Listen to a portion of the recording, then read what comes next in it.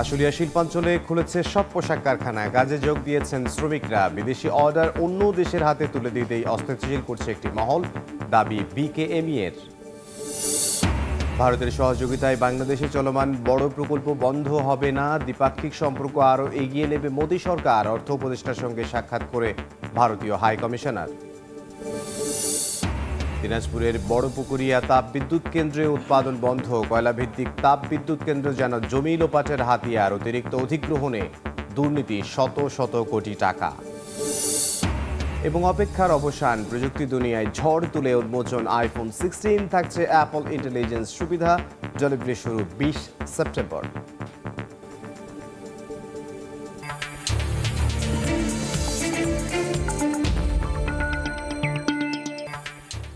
দেখছিলেন শিরোনাম। আমন্ত্রণ জানাচ্ছি দেশ ও দেশের বাইরের অর্থ বাণিজ্যের নানা খবর নিয়ে আমাদের নিয়মিত আয়োজন এই সময়ের বাণিজ্যে। আপনাদের সঙ্গে আছে আমি ইমদাদুল হক। আজ থেকে খুলেছে সাভারের আশুলিয়ায় সব পোশাক কারখানা। সকাল থেকে আশুলিয়া শিল্পাঞ্চলে ও ইপিজেড এলাকায় বিভিন্ন কারখানায় শ্রমিকরা কাজে ফেরেন। পুনরায় উৎপাদন শুরু হওয়ায় কর্মচাঞ্চল্য দেখা দেয়। এদিকে যে কোনো ধরনের বিশৃঙ্খল পরিস্থিতি নিয়ন্ত্রণে টহলের পাশাপাশি বিভিন্ন পয়েন্টে সতর্ক আইন শৃঙ্খলা রক্ষা বাহিনী।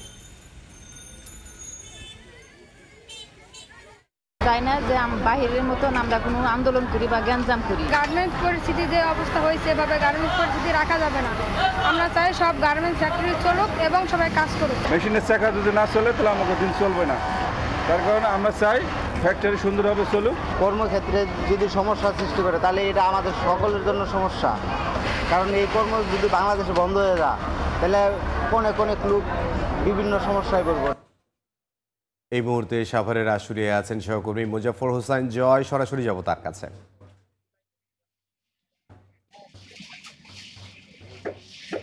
আমি রয়েছি অঞ্চলে। আপনারা জানেন যে দীর্ঘদিন ধরে আশুলিয়া শিল্পাঞ্চলে কিন্তু একটি উচ্ছৃঙ্খল অবস্থা বিরাজ করছে, যেখানে আমরা দেখতে পাচ্ছি যে আশুলিয়া শিল্পাঞ্চলে বেশ কয়েকদিন ধরে কারখানাগুলোতে অস্থিতিশীল অবস্থা বিরাজ করছে। এই পরিপ্রেক্ষিতে কিন্তু বেশ কিছু কারখানা কিন্তু বন্ধ ঘোষণা করা হয়েছিল। আজকে সকাল থেকে কিন্তু আমরা দেখতে পাচ্ছি যে আশুলিয়ায় প্রায় হাজারের অধিক বেশি শিল্প কারখানা রয়েছে যেগুলো খুলে দেওয়া হয়েছে, এবং আমরা দেখছি যে দলে দলে শ্রমিকরা কিন্তু সকাল থেকে কারখানাতে কাজে যোগ দিয়েছে এবং উৎপাদন ব্যবস্থা কিন্তু অব্যাহত রয়েছে। আমি যে কারখানাটি দাঁড়িয়ে আছি সেই কারখানাটি উৎপাদন ব্যবস্থা অব্যাহত রয়েছে।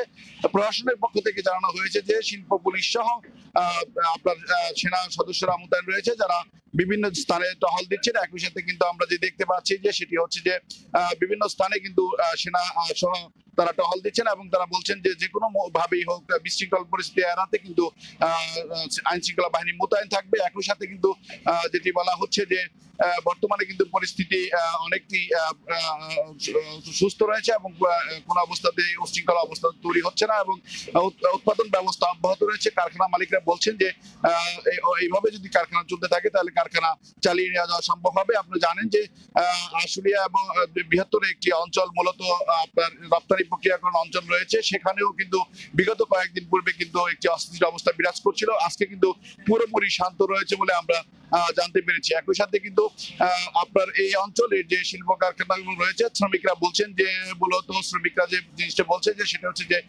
মূলত কারখানা যদি চালু থাকে তাহলে তাদের রুটি রুজির ব্যবস্থা হবে। এই কারণে কিন্তু তারা চাচ্ছে যে সকল উস্কানির বাইরে যে মূলত কারখানাগুলোতে কাজে যোগ দিতে এবং তারা কাজ চালিয়ে যাওয়ার প্রত্যয় ব্যক্ত করেছেন।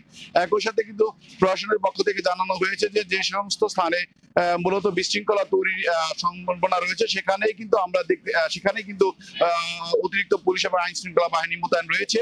সেই সাথে অতিরিক্ত সেনা কিন্তু টহল দিচ্ছে সাভার শিল্পাঞ্চলের ইপিজেড সহ বিভিন্ন গুরুত্বপূর্ণ স্থানে। তো মূলত শিল্পাঞ্চলের ঘটনা নিয়ে এই ছিল আমার কাছে সর্বশেষ তথ্য। সাভার থেকে যোগ দিয়েছিলেন সহকর্মী মুজাফর হোসেন জয়। অন্তর্বর্তী সরকারকে বিব্রত করার পাশাপাশি বাংলাদেশের পোশাক শিল্পকে অন্য দেশের হাতে তুলে দিতেই পরিকল্পিতভাবে অস্থিতিশীল করা হচ্ছে দেশের প্রধান রফতানি খাতকে। এমনটাই দাবি নেট পোশাক রফতানিকারকদের শীর্ষ সংগঠন বিকেএমই এর।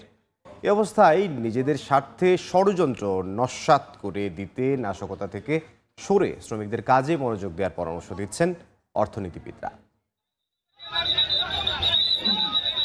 অন্তর্বর্তী সরকার ক্ষমতায় এসে যখন ব্যস্ত দেশের অর্থনীতি সংস্কারে, তখন হঠাৎ করে গত মাসের শেষের দিকে এসে অস্থির হয়ে ওঠে সাভার, আশুলিয়া, গাজীপুর, নারায়ণগঞ্জে অবস্থিত তৈরি পোশাক শিল্প কারখানা।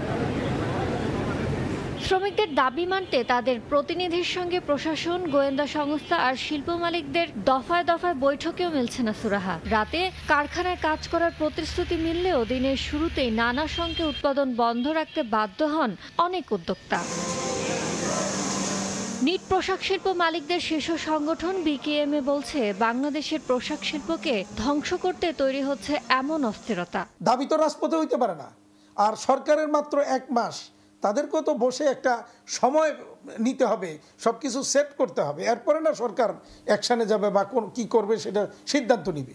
সেই সময়টা তো সরকারকে দেওয়া হচ্ছে না। রাজপথ নয়, আলোচনার টেবিলে শ্রমিকদের যৌক্তিক দাবি মেনে নেওয়ার আশ্বাস তাদের। শ্রমিকের ন্যায্য দাবি আমরা কখনোই আনএড্রেসড রাখি না, আমরা সেটাকে সমাধান করি। অর্থনীতিবিদরা বলছেন, ষড়যন্ত্র বাস্তবায়ন হলে বিপাকে পড়বেন শ্রমিকরাই, তাই অশুভ শক্তির বিরুদ্ধে রুখে দাঁড়াতে হবে তাদেরই। তারা যদি এই নিজেদের শিল্পের যে কর্মসংস্থানে বিনিয়োগের ভবিষ্যৎটা না বোঝেন বা তাদের যে প্রয়োজন এখানে সেটা তারা না বোঝেন, তাহলে কিন্তু তখন পুরো শিল্প যদি একটা ঝুঁকির মধ্যে পড়ে যায়, তখন তাদের কর্মসংস্থান থাকবে না। উস্কানিতে পানা দিয়ে তাদের নিজেদের ভালোটা নিজেদের বোঝা উচিত। শ্রমিকদের দাবির মুখে আলোচনার মাধ্যমে বাড়ানো হয়েছে তাদের টিফিন বিল ও হাজিরা বোনাস। ইয়ানুর শিফাত, সময় সংবাদ, ঢাকা। অন্তর্বর্তী সরকারের প্রধান উপদেষ্টা ডক্টর মোহাম্মদ ইউনূসের কারণেই কারাগারে অনিশ্চিত জীবন থেকে মিলেছে মুক্তির স্বাদ। অনেকেই ফিরেছেন পরিবারের কাছে। সংযুক্ত আরব আমিরাতের কারাগার থেকে ফেরা বাংলাদেশি প্রবাসীরা জানালেন, দেশটির পুলিশের কাছেও শ্রদ্ধার ব্যক্তিত্ব ডক্টর মোহাম্মদ ইউনূস। নতুন জীবনের জন্য প্রধান উপদেষ্টাকে ধন্যবাদ জানিয়ে সহায়তা চাইলেন আবারও সে দেশে যাওয়ার সুযোগ পেতে। নুরজামান আতিকের ক্যামেরায় বিস্তারিত, শফিকুল আলমের প্রতিবেদনে। দেশে ফিরে বৃদ্ধ মা বাবার মুখ দেখবেন, সেটা কখনো ভাবেননি প্রবাসী ব্যবসায়ী সাইদুল হক। কারণ আমিরাতের কড়া আইনে সাজা মওকুফ ছিল অসম্ভব। তবে বিশ্ববরেণ্য ব্যক্তিত্ব ও নোবেলজয়ী প্রধান উপদেষ্টা ডক্টর মোহাম্মদ ইউনূসের সফল কূটনীতিতে যেন নতুন জীবন ফিরে পেয়েছেন তিনি। এখানকার এক বড় পুলিশ কর্মকর্তা আমাদেরকে বলতেছে আরবিতে যে, তোরা তো ডক্টর মোহাম্মদ ইউনূসকে চিনোস না, তোদের দেশে তো এমন একজন রতন আছে তোরাই চিনোস না, যে নাকি চাইলে অনেক কিছু করতে পারে। তখন আমাদের একটা সবাই আমরা নামাজ পড়তেছি যে না, ইনশাল্লাহ কিছু একটা হইতে পারে, আমাদের সাজাটা হয়তো মওকুফ করতে পারে। ছেলে কারাগারে থাকার কথা বলতেই দু চোখে গড়িয়ে পড়ছে জল। ছেলেকে ফিরে পেয়ে যেন খুশির শেষ নেই স্বজনদের। শুধু দোয়া করতাম আমার ছেলের জন্য, আমার ছেলে আমার বুকে আসতে পারবে কিনা, সেই জন্য দোয়া করতাম আমি। আলহামদুলিল্লাহ, এখন পেয়েছি আমাদের ছেলে আমাদের বুকে চলে আসছে, এটা আল্লাহর মেহেরবানি। প্রবাসী ভাই যারা চলেছে সবার পক্ষ থেকে আমাদের একটা যাবে, এরা যেন আবার কর্মস্থলে, আমার ভাই যেন আবার কর্মস্থলে বেরিয়ে যেতে পারে। দেশে ফেরার পর কথা হয় আল আইনের গাড়ির গ্যারেজের ব্যবসায়ী প্রবাসী জিয়াউল হক জিসান ও আবুধাবির প্রবাসী এসকান্দর হোসাইনের সঙ্গে। তারা জানান, ছাত্রদের উপর গুলির দৃশ্য দেখে আন্দোলনে নেমেছিলেন দেশপ্রেমে উদ্বুদ্ধ হয়ে। তবে তাদের মতো আরও যারা আন্দোলনে সমর্থন জানিয়ে রাজপথে নেমে আটকা পড়েছেন, তাদের উদ্ধারের পাশাপাশি আরব আমিরাতে কাজে ফেরার সুযোগ পেতে ইউনূস সরকারের হস্তক্ষেপ চেয়েছেন। আল্লাহর হুকুম হলো এবং উছিলা হচ্ছে যে ডক্টর ইউনূস সাহেব, ওনার কারণে আজকে স্বদেশে ফিরতে পারলাম। আওয়ামী লীগ সরকার থাকলে আমরা এখানে হয়তো আসতে পারতাম না, দেশের মুখ হয়তো দেখতাম না। অনেক লোক এখন আটকা পড়ে আছে।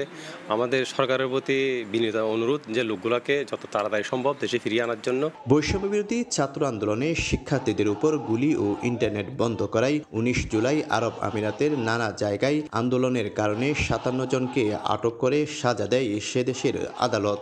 তবে প্রধান উপদেষ্টার তৎপরতায় তাদের সাজা মওকুফ হয়। দেশ এবং ছাত্রদের ভালোবাসার টানে সংযুক্ত আরব আমিরাতে আন্দোলনে নেমেছিলেন এই প্রবাসীরা। আটকের পর ডক্টর মোহাম্মদ ইউনূসের সফল কূটনৈতিক তৎপরতায় মুক্ত হয়ে দেশে ফিরেছেন তারা।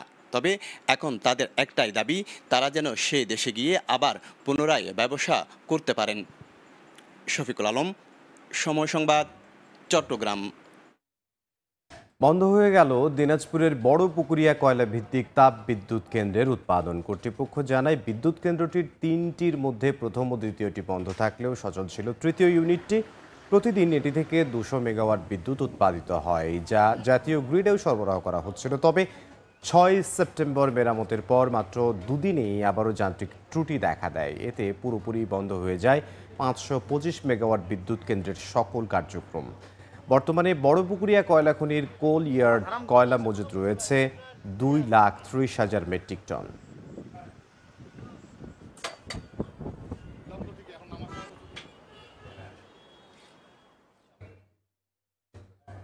কয়লা ভিত্তিক বিদ্যুৎ কেন্দ্র যেন জমি লোপাটের হাতিয়ার। প্রয়োজনের তুলনায় অতিরিক্ত জমি অধিগ্রহণের অভিযোগ রয়েছে বিদ্যুৎ কেন্দ্রের কাজ পাওয়া প্রতিষ্ঠানগুলোর বিরুদ্ধে। জমির মালিকদের ঠকানো, কমিশন বাণিজ্য সহ নানা উপায়ে অনিয়ম দুর্নীতি হয় শত শত কোটি টাকার। আর এসব কারণে বেড়েছে প্রকল্প ব্যয়, যার ভার চেপেছে সাধারণ মানুষের কাঁধে। ফারুক ভূঁইয়া, রবিনের রিপোর্ট। বেসরকারি উদ্যোগে নির্মিত দেশের বিদ্যুৎ কেন্দ্রগুলোর মধ্যে অন্যতম বিতর্ক জায়গা নিয়ে প্রকল্প চট্টগ্রামের বাঁশখালীতে এস আলম গ্রুপের কয়লাভিত্তিক বিদ্যুৎ কেন্দ্র। জমি অধিগ্রহণ নিয়ে স্থানীয়দের সঙ্গে বিরোধ গড়ায় সংঘর্ষে, ঘটে প্রাণহানিও। পরবর্তীতে জমির মালিকদের পাওনা পরিশোধে অনিয়মও হয়েছে খবরের শিরোনাম। 1320 মেগাওয়াট ক্ষমতার কয়লাভিত্তিক বিদ্যুৎ কেন্দ্রকে ঢাল করে প্রয়োজনের অতিরিক্ত জমি হাতিয়ে নেওয়ার অভিযোগ রয়েছে এস আলমের বিরুদ্ধে। প্রকল্পটির নাম করে বাঁশখালীর গড্ডামারায় 660 একর জমির দখলে নেয় প্রতিষ্ঠানটি। ভরাট করা হয় উপকূল ও সমুদ্র তটের জায়গা। কয়লাভিত্তিক বিদ্যুৎ কেন্দ্রটি ছাড়াও সেখানে আরও কিছু প্রকল্পের পরিকল্পনা ছিল এস আলমের। পার্শ্ববর্তী দেশগুলোর কয়লাভিত্তিক বিদ্যুৎ কেন্দ্রের সঙ্গে তুলনা করে দুর্নীতি বিরোধী সংস্থা ট্রান্সপারেন্সি ইন্টারন্যাশনাল বাংলাদেশ টিআইবির গবেষণা প্রতিবেদনে বলা হয়, বিদ্যুৎ কেন্দ্রের নামে এস আলমের দখলে গেছে প্রয়োজনের তুলনায় 357 একর বেশি ভূমি। একই সঙ্গে জমি কেনা এবং অধিগ্রহণ প্রক্রিয়ায় দুর্নীতি হয়েছে 255 কোটি টাকার। একই রকম অভিযোগ রয়েছে আরেক বিতর্কিত প্রকল্প বরিশাল 360 মেগাওয়াট কয়লাভিত্তিক কেন্দ্রের বেলায়ও। বিদ্যুৎ কেন্দ্রটির নামে বরিশাল ইলেকট্রিক পাওয়ার কোম্পানির বিরুদ্ধে 230 একর অতিরিক্ত জমি অধিগ্রহণের তথ্য উঠে আসে টিআইবির গবেষণায়। আর জমি ক্রয়ের ক্ষেত্রে অনিয়ম হয় 15 কোটি টাকার। দখলের একটা কালচার আমরা দেখছি, একটা বানাইতে আরও 10 গুণ জায়গা সে দখল করে নেন। তার নিজস্ব একটা কিছু কাজ হবে যেটা সে এমনি দখল করতে পারবে না, কিন্তু পাওয়ার স্টেশনের নামে সেটা দখল করতে পারতেছে। এই দখলটা তার বৈধ হয়ে যাচ্ছে এবং তারপরে সে অন্য কিছু বাড়াবে। যতটুকু ভূমির দরকার তার তুলনায় বহুগুণে বেশি বলপূর্বক জনগণের কাছ থেকে কেড়ে নেওয়া হয়েছে এবং প্রশাসন, আইন প্রক্রিয়া সংস্থা, রাষ্ট্রীয় এবং সরকারি যে প্রাতিষ্ঠানিক সক্ষমতা, এগুলোকে মানে একেবারে করায়ত্ত করে কিন্তু সব অনিয়মগুলো, দুর্নীতিগুলো সংঘটিত হয়েছে। বেসরকারি কেন্দ্রগুলোর মতো প্রশ্ন রয়েছে সরকারি উদ্যোগে নির্মিত প্ল্যান্ট নিয়েও। অন্যান্য কয়লাভিত্তিক বিদ্যুৎ কেন্দ্রগুলোর তুলনায় মাতারবাড়ির ব্যয় ধরা হয় দ্বিগুণ। যদিও কর্তৃপক্ষের দাবি 51,000 কোটি টাকার প্রকল্পের 20,000 কোটি টাকাই ব্যয় হয় গভীর সমুদ্র বন্দরের পেছনে। কিন্তু তারপরও এখানে রয়েছে নানা অসঙ্গতি ও অনিয়মের অভিযোগ। লবণ চাষিদের ঠকিয়ে 1608 একর জমি অধিগ্রহণ করা হয়েছিল একাধিক বিদ্যুৎ কেন্দ্র সহ আরও কিছু প্রকল্পের পরিকল্পনা নিয়ে, কিন্তু সেসব আর আলোর মুখ দেখেনি। বরং যাবতীয় ব্যয়ের ভার চাপানো হয় মাতারবাড়ি কয়লাভিত্তিক বিদ্যুৎ কেন্দ্রের ওপর। এমন সব বাড়তি ব্যয়ের বোঝা স্বাভাবিকভাবেই পড়ছে সাধারণ মানুষের কাঁধে, কারণ প্রকল্পের অর্থায়ন আর বিদ্যুতের মূল্য যে বইতে হবে গ্রাহকদেরই। গভর্নমেন্টেরকে ব্যবহার করে জায়গাটা দখল করে রেখে দিল, পাওয়ার স্টেশনটা বানাই দিল অর্ধেক জায়গায়। সে অর্ধেক জায়গায় কিন্তু পুরো জায়গার উপর আমাদের ট্যারিফটা নির্ধারণ করে দিল, আর ওদেরকে তো ঠকাইলো, যাদের জায়গা তাদেরকেও ঠকাইলো। এমন একটা সংস্কৃতি তৈরি করা হয়েছে যে প্রকল্পগুলোকে বিবেচনাই করা হয়েছে যে নিজেদের এর সাথে যারা জড়িত তাদের নিজেদের সম্পদ বিকাশের একটা সুযোগ, যার ফলে জনস্বার্থের স্বার্থ এখানে পুরোপুরি উপেক্ষিত থেকেছে। পরিবেশগত ঝুঁকি থাকার পরও বিদ্যুতের কয়লাভিত্তিক পরিকল্পনার পেছনে লক্ষ্য ছিল সাশ্রয়ী উৎপাদন, কিন্তু বাস্তবতা হচ্ছে পিডিবির তথ্য পর্যালোচনায় দেখা যায় 2022-23 অর্থ বছরে কয়লাভিত্তিক বিদ্যুৎ কেন্দ্রগুলোর ইউনিট প্রতি উৎপাদন খরচ গুনতে হয়েছে 14 থেকে 19 টাকা পর্যন্ত। ফারুক ভূঁইয়া, রবিন, সময় সংবাদ, ঢাকা। ভারতের সঙ্গে কোনো কাজ থেমে নেই উল্লেখ করে অর্থ উপদেষ্টা ডক্টর সালেউদ্দিন আহমেদ জানান, বিজ্ঞান প্রযুক্তি সহ আরও বেশ কিছু বড় বড় প্রকল্পে ভারত আগ্রহ দেখিয়েছে। সচিবালয়ে নিজ দফতরে ভারতের হাইকমিশনার প্রণয় ভার্মার সঙ্গে সাক্ষাৎ শেষে সাংবাদিকদের কথা বলেন তিনি। এ সময় বাংলাদেশে নিযুক্ত দেশটির হাইকমিশনার বলেন, ভারতের সহযোগিতায় বাংলাদেশে চলমান প্রকল্পের কাজ চালু থাকবে। বর্তমান সরকারের সঙ্গে দ্বিপাক্ষিক সম্পর্ক এগিয়ে নেবে Bharat. Our development cooperation projects, many of them, as he mentioned, are important big projects which have been identified by Bangladesh for their own benefit, and we are happy to take them forward. We are looking forward to future cooperation, enhanced cooperation. Already the projects they had are the big projects, and we'll continue that. Those are not small projects, not tidbits. And the one we'll take, they will also be good projects. As I told you, this will be very beneficial for their country and our country also. বেসরকারি ব্যাংকের উদ্যোক্তাদের সংগঠন Bangladesh association of banks BABর নতুন ad hoc সহ committee গঠন হয়েছে। দেশের পরিবর্তিত পরিস্থিতিতে সোমবার অনুষ্ঠিত BABর সাধারণ সভায় নতুন এই অ্যাডহক কমিটি গঠন করা হয়। 6 মাস পর নির্বাচনের মাধ্যমে সংগঠনটির পরবর্তী কমিটি গঠন করা হবে। এই কমিটির চেয়ারম্যান হয়েছেন ঢাকা ব্যাংকের চেয়ারম্যান আব্দুল হাই সরকার। ভাইস চেয়ারম্যানের দায়িত্ব পেয়েছেন ফার্স্ট সিকিউরিটি ইসলামী ব্যাংকের চেয়ারম্যান মোহাম্মদ আব্দুল মান্নান ও ব্যাংক এশিয়ার চেয়ারম্যান রুমু রৌফ চৌধুরী। এই অ্যাডহক কমিটি গঠনের মাধ্যমে 17 বছর পর সংগঠনটির নেতৃত্বে পরিবর্তন এলো। সাবেক প্রধানমন্ত্রী শেখ হাসিনার বেসরকারি শিল্প ও বিনিয়োগ উপদেষ্টা সালমান এফ রহমান, তার নিয়ন্ত্রণাধীন প্রতিষ্ঠান এস আলম গ্রুপের চেয়ারম্যান সাইফুল আলম এবং তাদের পরিবারের সদস্যদের পুঁজি বাজারে অনিয়ম অনুসন্ধানের নির্দেশ দিয়েছে সিকিউরিটিজ অ্যান্ড এক্সচেঞ্জ কমিশন। সোমবার 4 সদস্যের অনুসন্ধান কমিটি গঠন করেছে সংস্থাটি। আদেশে বলা হয়, একটি জাতীয় পত্রিকায় অভিযুক্ত 2 শীর্ষ ব্যবসায়ী, তাদের পরিবার ও নিয়ন্ত্রণাধীন প্রতিষ্ঠানের বিরুদ্ধে অনিয়ম সংক্রান্ত প্রকাশিত প্রতিবেদনের পরিপ্রেক্ষিতে কমিটি গঠন করা হয়েছে। কমিটিকে আগামী 60 কর্মদিবসের মধ্যে প্রতিবেদন দাখিল করতে বলা হয়েছে।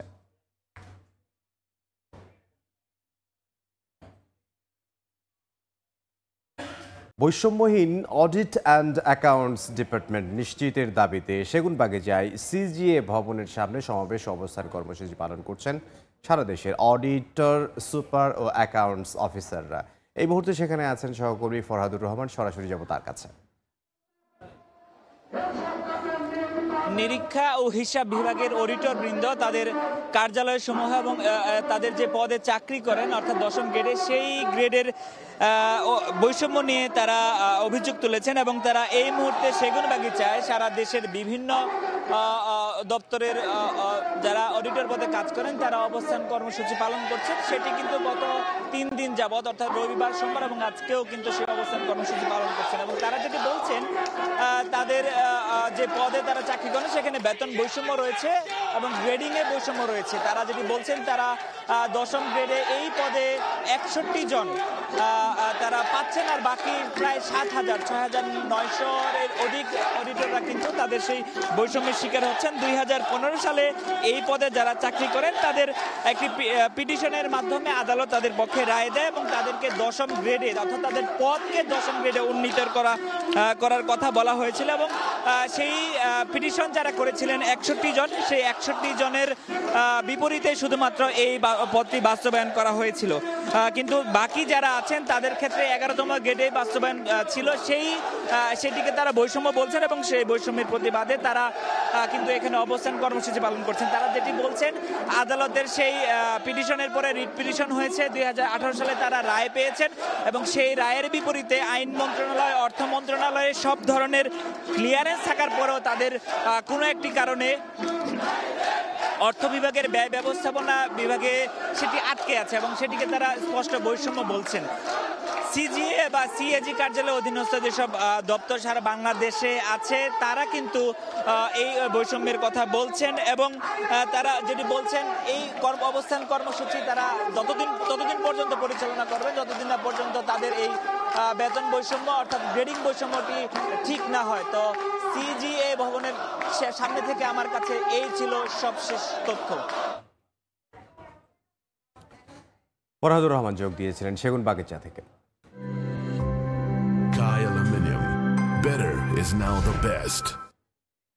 ছাত্র জনতার গণ অভ্যুত্থানে রংপুর অঞ্চলের উন্নয়ন বৈষম্যের বিষয়টি সামনে এসেছে। দাবি উঠেছে সম উন্নয়ন নিশ্চিত করতে প্রাদেশিক সরকার ব্যবস্থা বাস্তবায়নের। রংপুর প্রদেশ বাস্তবায়ন পরিষদের নেতারা বলছেন, সামাজিক, আঞ্চলিক ও অর্থনৈতিক বৈষম্য দূর করতে হলে ফেডারেল পদ্ধতির কেন্দ্রীয় সরকার এবং 9টি প্রাদেশিক সরকার গঠন করতে হবে। শাকিল মাহমুদের ক্যামেরায় বিস্তারিত, নাজমুল ইসলাম নিশাতের রিপোর্টে। প্রতি বছর বাজেটের আকার বাড়লেও স্বাধীনতা পরবর্তী 52 বছরে অর্থ বরাদ্দের ক্ষেত্রে কয়েক লাখ কোটি টাকা বৈষম্যের শিকার হয়েছে রংপুর অঞ্চল, যার প্রত্যক্ষ ফল এই অঞ্চলের বেকারত্ব ও দারিদ্রতার হার। রংপুর পিছিয়ে পড়া একটা জেলা, রংপুর বাংলাদেশের 1 নম্বর জেলা হোক, এটাই হল। ছাত্র জনতার গণ অভ্যুত্থানের পর রংপুর সফরে এসে প্রধান উপদেষ্টা ডক্টর ইউনূস বলেন, রংপুর হবে দেশের 1 নম্বর জেলা। তবে তার রূপরেখা কেমন হবে এখন সেই অপেক্ষায় রংপুরের মানুষ। কাউকে পেছনে ফেলে যদি আমরা এগিয়ে যাওয়ার চেষ্টা করি তাহলে সেই উন্নয়ন কিন্তু প্রশ্নবিদ্ধ হবে। এখন কোন কোন অঞ্চল বাংলাদেশে এই মুহূর্তে অবহেলিত অবস্থায় আছে, সেই অঞ্চলগুলোর জন্য কি করে সেই মানুষগুলোকে উন্নয়নের মূল স্রোতের সাথে সম্পৃক্ত করা যায়। সম্প্রতি অন্তর্বর্তী সরকারের উপদেষ্টা ডক্টর সাকওয়াত হোসেন তার এক লেখায় জনগণের কাছে সরকারকে নিয়ে যেতে হলে দেশকে ন্যূনতম 5টি প্রদেশে ভাগ করে একটি ফেডারেল কাঠামোর রাষ্ট্র করা যেতে পারে বলে উল্লেখ করেন। এর আগে বিএনপির ভারপ্রাপ্ত চেয়ারম্যান তারেক রহমানও তার বক্তব্যে জাতীয় সরকার ও দ্বিকক্ষ বিশিষ্ট সংসদের পরিকল্পনার কথা বলেন। এছাড়াও বিভিন্ন সময় নানা রাজনৈতিক দলের আলোচনায় ছিল প্রাদেশিক সরকার ব্যবস্থা। বৈষম্যহীন বাংলাদেশ গড়তে দেশকে 9টি প্রদেশে ভাগ করার দাবি রংপুর প্রদেশ বাস্তবায়ন পরিষদের। প্রাদেশিক সরকার যখন আসবে, যখন দ্বিকক্ষ বিশিষ্ট পার্লামেন্ট হবে, তখন কিন্তু একটা জবাবদিহিতা থাকবে। তখন এমপি যারা সাধারণ এমপি হবেন তাদের ওই আইন প্রণেতার কাজ থাকবে, এবং তারা কিন্তু অন্য যে মনে করেন যে শ্রেণী পেশার যারা আছেন তাদের কথা তারা বলতে পারবেন না, শ্রেণী পেশার কথা শ্রেণী পেশার লোকদেরকে বলবেন। তাদের মতো প্রাদেশিক সরকারে যুক্ত থাকবেন সকল শ্রেণী পেশার মানুষ। ফলে জবাবদিহিতা নিশ্চিতের মাধ্যমে গড়ে উঠবে দুর্নীতিমুক্ত বৈষম্যহীন বাংলাদেশ। উন্নয়ন প্রকল্পের যে পার্লামেন্টের ওই যে নিম্ন কক্ষের তারা কোনোদিন উন্নয়ন প্রকল্পে থাকবে না, উচ্চ কক্ষে সব কিছু করবে। প্রাদেশিক সরকার ব্যবস্থা এরাই করবে। এই জন্য বৈষম্যটা অনেক দূর হয়ে যাবে। টাকার অংশ আমি যা পাই তাই দিতে হবে। নেতাদের দাবি আধুনিক রাষ্ট্র পরিচালনা ও সুষ্ঠু ধারা রাজনীতির জন্য প্রাদেশিক সরকারের বিকল্প নেই। নাজমুল ইসলাম নিশাত, সময় সংবাদ, রংপুর। রাজনৈতিক পট পরিবর্তনের পরই গা ঢাকা দিয়েছে ঠাকুরগাঁও সদর উপজেলার অধিকাংশ ইউনিয়ন পরিষদের চেয়ারম্যান ও সদস্যরা। আত্মগোপনে থাকার কারণে তাদের কক্ষে ঝুলছে তালা। এ কারণে প্রয়োজনীয় কাগজপত্রে স্বাক্ষর করাতে পারছে না সেবা প্রত্যাশীরা। এছাড়া জটিলতা দেখা দিয়েছে প্রশাসনিক কাজেও। তবে শিগগিরই সংকট সমাধানের আশ্বাস উপজেলা প্রশাসনের। জিয়াউর রহমান বকুলের পাঠানো তথ্য ছবি নিয়ে রিপোর্ট। গ্রাম পর্যায়ে জন্ম নিবন্ধন, ট্রেড লাইসেন্স, মৃত্যু সনদ, কর পরিশোধ সহ সরকারের প্রায় 50টি সুবিধার কাজ বাস্তবায়ন হয় ইউনিয়ন পরিষদ থেকে। তবে চেয়ারম্যান মেম্বার না থাকায় থমকে আছে সব কাজ। 5 আগস্ট ছাত্র জনতার অভ্যুত্থানের পর গা ঢাকা দিয়েছে ঠাকুরগাঁয়ের সদর উপজেলার অধিকাংশ ইউনিয়ন পরিষদের চেয়ারম্যান ও সদস্যরা। আত্মগোপনে থাকার কারণে তাদের কক্ষে ঝুলছে তালা। এ কারণে প্রয়োজনীয় সেবা পাচ্ছেন না এলাকাবাসী। বিগত দিনগুলাতে লোকজন অনেক হয়রানি হয়ে গেছে। থাকবে কেন? যে অবৈধ করেছে গোটা ইউনিয়নটাকে অবৈধ করে খাইবে, যে টাকা পয়সা, স্কুল, মাদ্রাসা, কোটি কোটি টাকা সে আত্মসাৎ করে ধরে ফেলাইছে। এলাকাবাসী লোকগুলা যে আছে এখানে, সেই লোকগুলা মনে করেন আসে আর ঘুরে যায়, আসে আর ঘুরে যায়। চেয়ারম্যান মেম্বারের স্বাক্ষর দরকার, এই জন্য ওনারা পাবলিকগুলো ঠিক মতো পাচ্ছে না, এবং এই জন্য পাবলিকগুলা খুব হয়রানি হচ্ছে। চেয়ারম্যানের অনুপস্থিতিতে প্যানেল চেয়ারম্যানের দায়িত্ব পালন করার কথা থাকলেও কার্যালয়ে আসছেন না তারাও। তবে শীঘ্রই সংকট সমাধানের আশ্বাস উপজেলা প্রশাসনের। জন্ম নিবন্ধনের যে সমস্যাটি রয়েছে এটি কেটে যাবে খুব শীঘ্রই, এবং যে সমস্ত ইউনিয়নে চেয়ারম্যানরা দীর্ঘদিন অনুপস্থিত থাকবেন সেই সমস্ত ইউনিয়নের প্যানেল চেয়ারম্যানদেরকে আমরা পূর্ণাঙ্গ আর্থিক ক্ষমতা দিয়ে তারা যেন স্বাভাবিকভাবে ইউনিয়ন পরিষদের কাজগুলো করতে পারে সেই ব্যবস্থাটা আমরা করে দিব। উপজেলা প্রশাসনের তথ্য মতে সদর উপজেলার 22টি ইউনিয়ন পরিষদের মধ্যে 6টিতে চেয়ারম্যানরা উপস্থিত হয়ে কাজ করছেন। জিয়াউর রহমান বকুল, সময় সংবাদ, ঠাকুরগাঁও। তুষারের কারণে নাব্যতা হারিয়ে বিলীনের পথে নেত্রকোনার মগড়া নদী। ময়লার ভাগাড়ে পরিণত হওয়ায় নদীটি উদ্ধারে নেই কোনো উদ্যোগ। তবে শিগগিরই যুগোপযোগী ব্যবস্থা নেওয়ার আশ্বাস পৌর প্রশাসকের। আলপনা বেগমের পাঠানো তথ্য ও আবু সুফিয়ানের তোলা ছবিতে রিপোর্ট। এক সময়ের কালীগঞ্জ বাজার থেকে আজকের নেত্রকোনা শহর। জনপথটির পাশের খরস্রোতা মগরা নদীতে আগে চলত নৌকা ও লঞ্চ, কিন্তু এখন নদীটির অস্তিত্বই খুঁজে পাওয়া দায়। দিনে দিনে নদীটি ড্রেনের মতো হয়ে মরা খালে পরিণত হয়েছে। জেলা শহরের মাঝখানে প্রায় 6 কিলোমিটার এলাকা জুড়ে থাকা অর্ধশত ঘাট দখলে বন্ধ হয়ে গেছে। শহরের ময়লা আবর্জনার ভাগাড়ে পরিণত হয়েছে নদীটি। এতে ব্যবহার অনুপযোগী হয়ে পড়েছে পানি। প্রভাবশালীরা যে যার মতো করে প্রতিনিয়তই দখল ও ভরাটের পর নির্মাণ করছে বাড়িঘর, ব্যবসা প্রতিষ্ঠান ও নানা স্থাপনা। আমরা সবাই কি করি, নদীতে ময়লা ফালায় যে কেউ ডাস্টবিনে পাল্টাছে না, ডাস্টবিনটা অল টাইম খালি থাকে। বাসাটা নদীর একদম পারে, তারপরে আমি মন চাইলেও নামতে পারি না। যদি কোনোদিন আমি একদিন নেমেছিলাম তো দেখলাম যে সারা শরীর চুলকায়। একদিকে দূষণ, একদিন নদী ভরাট হলে দেখা যাবে যে আমাদের যখন পানি আসবে ওই পানি তখন নদী টপকায়া এই বন্যার বেশি আশঙ্কা দেখা দেবে। নদী রক্ষায় দীর্ঘদিন ধরে এলাকাবাসী ও পরিবেশবিদরা দাবি জানিয়ে আসলেও কোনো বিভাগ কর্ণপাত করেনি। পরিবেশ অধিদপ্তর বলছে এরই মধ্যে লিফলেট বিতরণ সহ নানা কার্যক্রম হাতে নেওয়া হয়েছে। পৌরসভার সহযোগিতা নিয়ে সাইনবোর্ড এবং মাইকিং এর ব্যবস্থা করা হচ্ছে। আমরা চাই যে মগরা নদীতে যাতে কেউ ডোমেস্টিক বা গৃহস্থালী বর্জ্য না ফেলে। মগরা নদী রক্ষায় এরই মধ্যে জরিপ কমিটি গঠন করেছে পৌর কর্তৃপক্ষ। শীঘ্রই যুগোপযোগী ব্যবস্থা নেওয়ার আশ্বাস পৌর কর্তৃপক্ষের। এমন একটি মগরা নদী আমরা রেখে যেতে চাই যাতে মানুষ তার নিত্য প্রয়োজনীয় কাজ সহ তারা আগের যে পরিবেশটা ছিল, যে তারা এই নদীতে গোসল সহ নিত্য প্রয়োজনীয় কাজ সেটা যেন করতে পারে।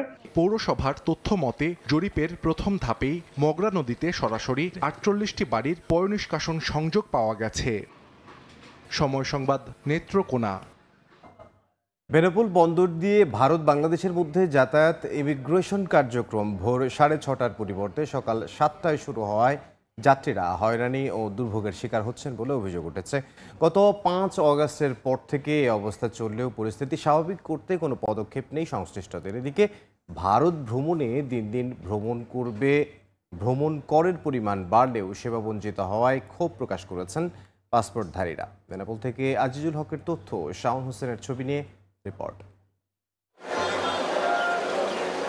হাজারো মানুষের এই ভিড় বেনাপোল স্থলবন্দরের ইমিগ্রেশন বিভাগের সামনের। মূলত ইমিগ্রেশন কার্যক্রম শুরুর সময় আধা ঘন্টা পেছানোয় পাসপোর্ট যাত্রীদের এই ভোগান্তি।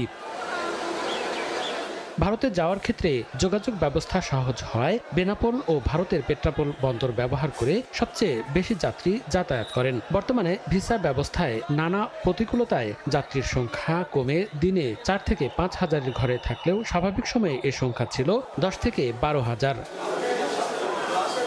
অন্তর্বর্তীকালীন সরকার ক্ষমতা গ্রহণের পর বিভিন্ন অপরাধীদের বিরুদ্ধে মামলা হয়, নিরাপত্তা ব্যবস্থা জোরদার করা হয় ইমিগ্রেশনে। এতে করে দীর্ঘ সময় লাগছে ইমিগ্রেশন প্রক্রিয়া সম্পন্ন করতে। তার উপর নানা অজুহাতে পাসপোর্ট যাত্রীদের কার্যক্রম ভোর 6:30টার পরিবর্তে সকাল 7টার পরে শুরু করায় যাত্রী ভোগান্তি বেড়েছে। আমরা 4-5 ঘন্টা ধরে এখানে ওয়েট করতেছি। আমাদের টয়লেটের প্রবলেম বা আমাদের বসার প্রবলেম, দাঁড়ানোর প্রবলেম। এখানে একটা ফ্যান নাই। লাইন হয়ে গেছে, লাইন হওয়ার পর এখন যাত্রী অনেক কষ্টে আছে গরমের মধ্যে। আমরা অনেক কষ্টে আছি।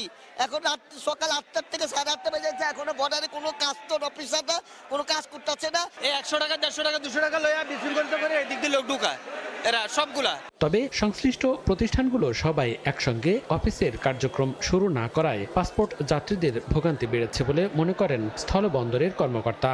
জাস্ট 6:30 থেকেই আমরা কার্যক্রম শুরু করার চেষ্টা করি এবং করিও, কিন্তু অন্যান্য ডিপার্টমেন্ট কার্যক্রম 7টার পরে বা আরও দেরি করায় এখানে যাত্রীদের ভোগান্তি হয়।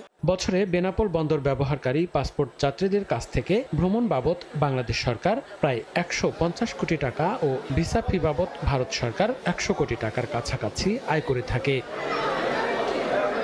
সময় সংবাদ, বেনাপোল।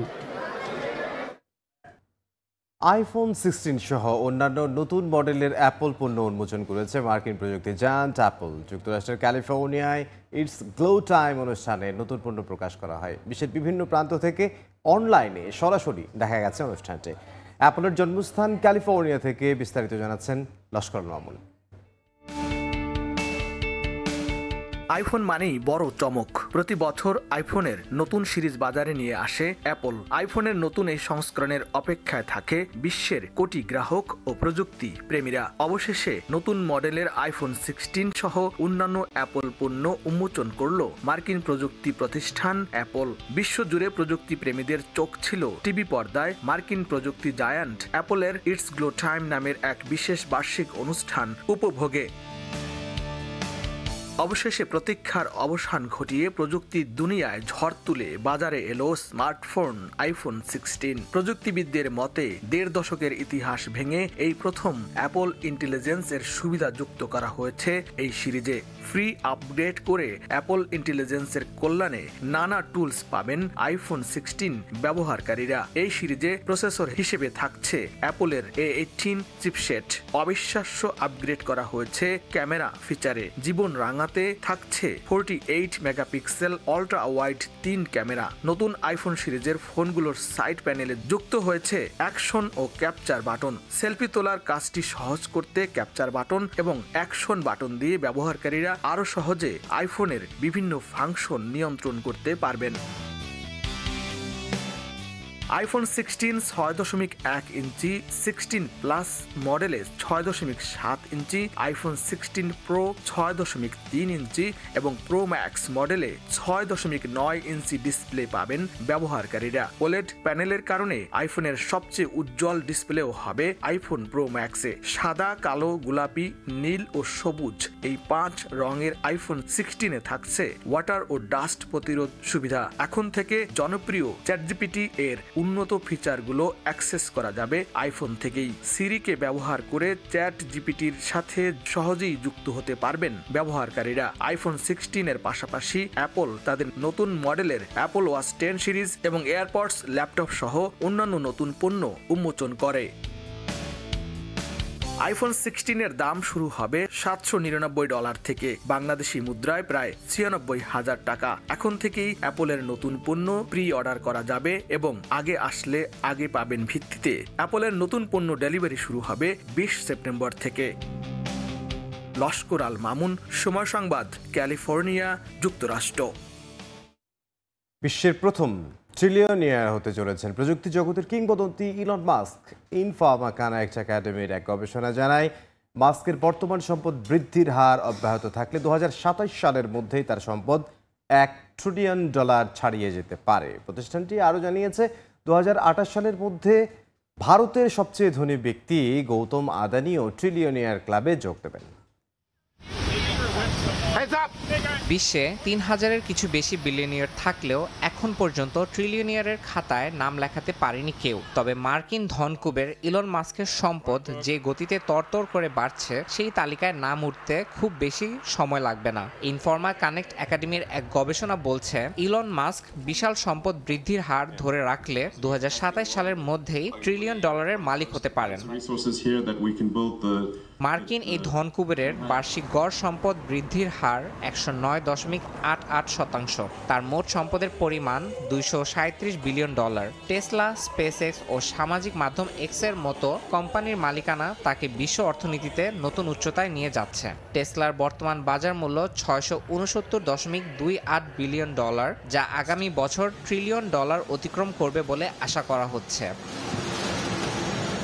অন্যদিকে ইনফর্মা কানেক্ট একাডেমির পূর্বাভাস অনুযায়ী 2028 সালের মধ্যে ভারতের সবচেয়ে ধনী ব্যক্তি গৌতম আদানি, এনভিডিয়ার সিইও জেনসেন হুয়ং ও ইন্দোনেশিয়ার ব্যবসায়ী প্রাজোগো পাঙ্গেস্টুও ট্রিলিয়নিয়ার ক্লাবে যোগ দিবেন। এছাড়া বিশ্বের বৃহত্তম বিলাসী সামগ্রী কোম্পানি LVMH এর চেয়ারম্যান বার্নার্ড আর্নল্ড 2030 সালের মধ্যে ট্রিলিয়নিয়ার হতে পারেন বলে ধারণা করা হচ্ছে। ইলন মাস্ক প্রথমবার 2012 সালে ফোর্বস বিলিয়নিয়ার তালিকায় নাম লেখান। তখন তার সম্পদ ছিল $2 বিলিয়ন। 2021 সালে আমাজনের প্রতিষ্ঠাতা জেফ বেজোসকে ছাড়িয়ে তিনি বিশ্বের সবচেয়ে ধনী ব্যক্তি হন। তবে 2022 সালের ডিসেম্বরে টেসলার শেয়ার মূল্য কমে যাওয়ার কারণে তিনি বার্নার্ড আর্নল্ডের কাছে এই অবস্থান হারান, যদিও 6 মাস পর আবারও তালিকায় শীর্ষে উঠে আসেন। ইয়াসিন মোহাম্মদ জিসান, সময় সংবাদ। অনাবৃষ্টির কারণে পৃথিবীর ফুসফুস খ্যাত অ্যামাজন জঙ্গলে দেখা দিয়েছে তীব্র খরা। শুকিয়ে গেছে জঙ্গলের ভেতর দিয়ে বহমান নদীগুলো। পানির অভাবে হুমকির মুখে পড়েছে জীববৈচিত্র্য। আমাজন জঙ্গলের আশপাশের এলাকাগুলোতেও দেখা দিয়েছে তীব্র পানি সংকট। এই অবস্থায় সেখানকার বাসিন্দাদের জীবন ধারণ কঠিন হয়ে পড়েছে। যতদূর চোখ যায় খা খা করছে ধূসর প্রান্তর। নদীর পানি শুকিয়ে জেগে উঠেছে চরাঞ্চল, কোথাও আবার খরায় চৌচির মাটির বুকেই গজাচ্ছে ঘাস, জানান দিচ্ছে আসন্ন ভয়াবহ খরার। গত বছরের খরা আর এবছরের অনাবৃষ্টি দুয়ে মিলে যেন শনি হয়ে দেখা দিয়েছে আমাজন অঞ্চলের বাসিন্দাদের ভাগ্যে। নদী নির্ভর ব্যবসায় মন্দা দেখা দেওয়ার পাশাপাশি দেখা দিয়েছে তীব্র পানির সংকট। বিশেষ করে বৃদ্ধ এবং অসুস্থ মানুষেরা পড়েছেন চরম বিপাকে। এখান থেকে সবচেয়ে কাছের সমুদ্র সৈকত 800 মিটার দূরে। এই তীব্র রোদে একজন উচ্চ রক্তচাপের রোগীর যদি পানি আনতে যেতে হয় তাহলে তার অবস্থা ভাবুন। আমাদের বয়স হয়েছে, এছাড়া আমাদের অনেক অসুস্থ মানুষও আছে, তবু আমরা নিজেরাই পানি আনতে যাই, আমাদেরকে সাহায্য করারও কেউ নেই। আমাজন এলাকায় বসবাসকারী রিবেইরিনোস জাতি খাবার পানির জন্য মূলত নদীর উপর নির্ভরশীল। নদীর পানি কমে যাওয়া মানে তাদের সুপেয় পানির আধারে ঘাটতি পড়া। বর্তমানে তাই পানির জন্য বিভিন্ন সরকারি এবং বেসরকারি সংস্থার উপর নির্ভরশীল হতে হচ্ছে তাদের। এছাড়া স্ব উদ্যোগে এগিয়ে এসেছেন অনেকে। পানি ছাড়া বেঁচে থাকার কোনো সুযোগ নেই, তাই আমি পানি কিনে আনি। এখানে সবসময় পানি পাওয়া যায়, কোনো ধরনের আর্থিক লেনদেন ছাড়াই যে কেউ এখান থেকে পানি নিয়ে যেতে পারে। জলবায়ু পরিবর্তনের ভয়াবহ প্রভাব এর মধ্যেই পড়তে শুরু করেছে ব্রাজিলে। খরার পাশাপাশি দেখা দিয়েছে দাবানলও। এতে ক্ষতিগ্রস্ত হয়েছে দেশটির সয়াবিন ও ভুট্টা আমদানি রফতানিও। এর মধ্যেই আমাজনের নদীগুলোর গভীরতা আরও কমে যেতে পারে বলে সতর্ক করেছে দেশটির ভূতাত্ত্বিক বিভাগ। সাদিয়া তাসনিম, সময় সংবাদ। এ পর্যায়ে শীর্ষ সংবাদগুলো জানিয়ে দিচ্ছে আরও একবার।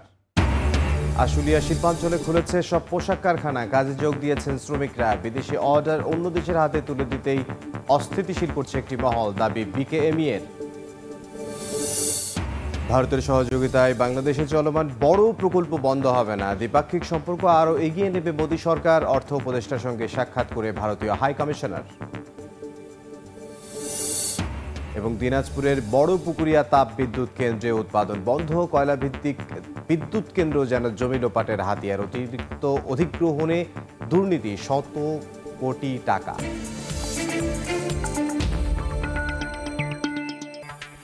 এই ছিল এই সময়ের বাণিজ্যের সঙ্গে থাকুন সময়।